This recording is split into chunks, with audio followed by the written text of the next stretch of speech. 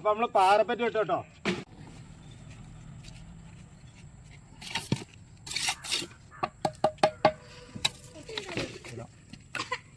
തൂക്കം നോക്കേണ്ട ആവശ്യമില്ല. അത് നമ്മളെ പഠിപ്പിച്ച് നമ്മളെ ആശാന് സത്യേട്ടൻ കേട്ടോ.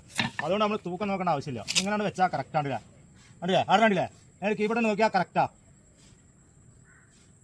കണ്ടില്ലേ?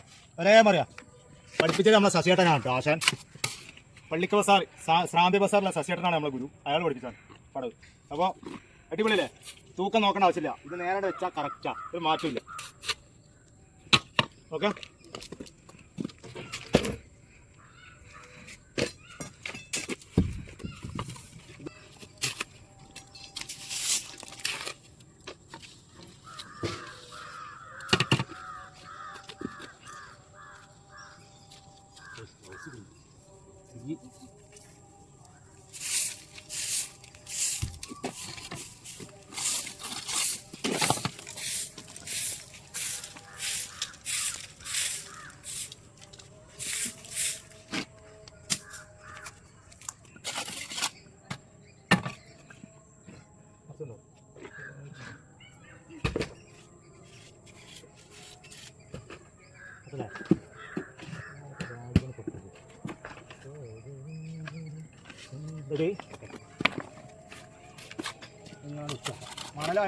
മണലായോണ്ടേ സിമ്പിളാണ് പരിപാടി.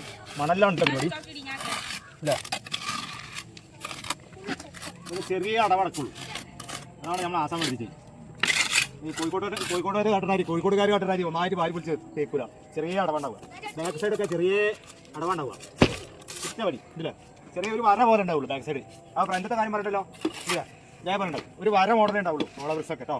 പടവും അങ്ങനെ തന്നെ ഉണ്ടാവുക.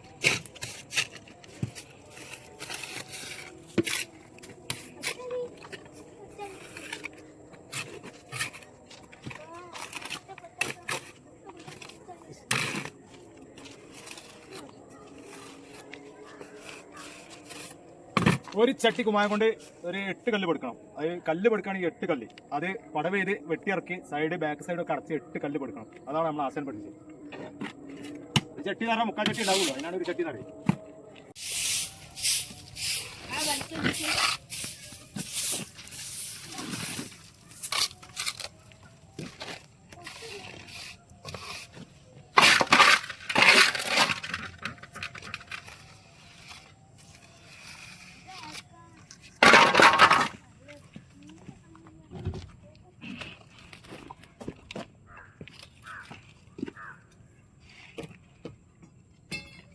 മതി.